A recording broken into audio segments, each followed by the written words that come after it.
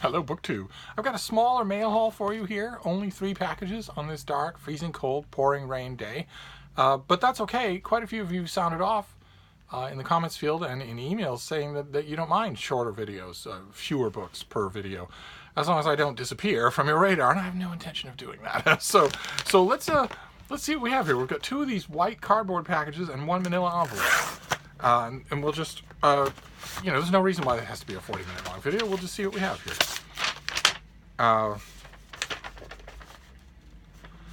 Okay. I don't know if we saw this already. I think this is a debut.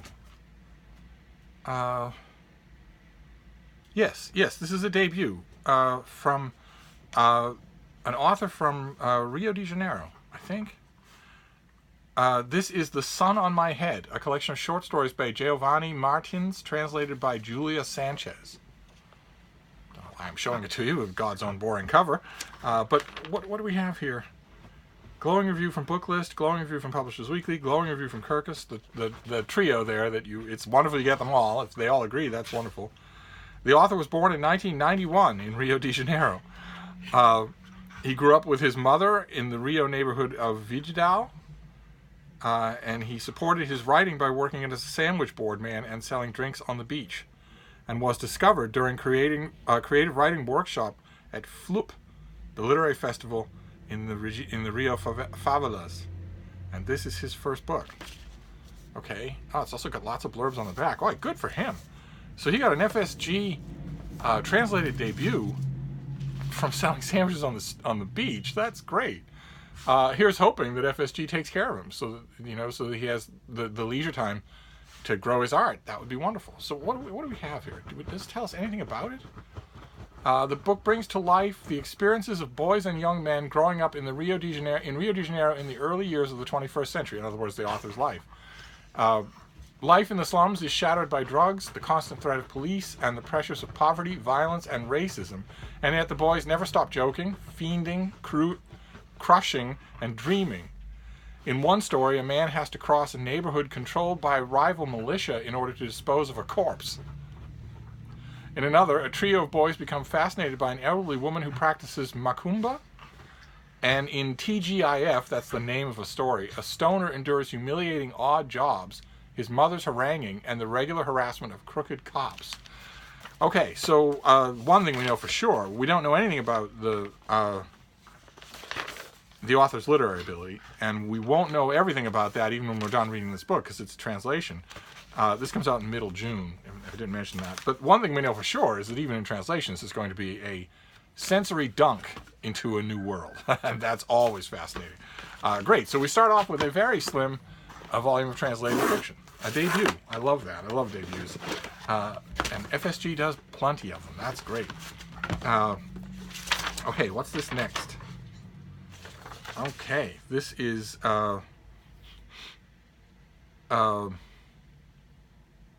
from Oxford University Press. This comes out, I think, this comes out in October. This is a long way away, and it is yet another Keyhole World War II history.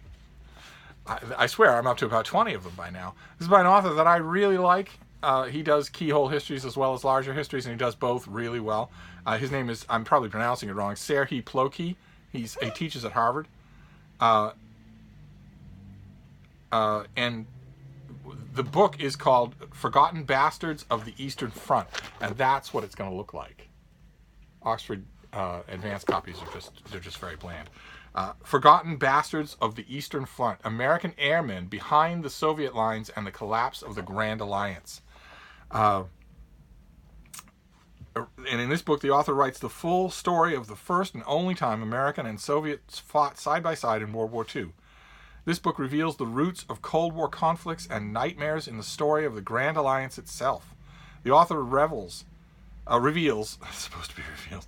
the alliance was doomed from within by conflict between the Soviet and American political traditions and cultures, and that it began to fall apart during rather than after World War II. And according to the pub sheet, this is based on previously unavailable archives, and offers a bottom-up history of the Grand Alliance itself, showing how it first began to collapse on the airfields of World War II. So a small but pivotal subject, and something that I would not have read about even in a big history of the Grand Alliance, I would not probably have read the details in here. That's great. Okay, so this comes out in October. Wonderful. An author that has proven himself to me. I'm just a fan now. So that is great. So we have a Keyhole World War II history, another one, and we have fiction. And this is the last one. This big manila envelope is the last one. We'll see what this is. Okay. All right. This is Revolutionary Era history. Fantastic. Okay, not a bad little mail haul. This comes out in November, at the end of November, right on the edge of December. This will be a December review for everybody.